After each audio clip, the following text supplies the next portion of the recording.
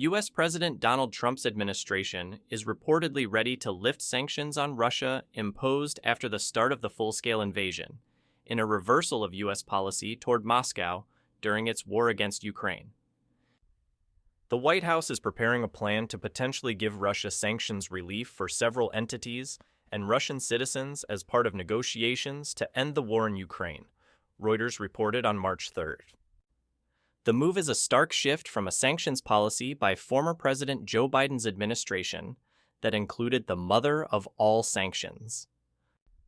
Europe and the G7 nations want to keep sanctions to throttle Russia's economy and continue to pressure Russian President Vladimir Putin.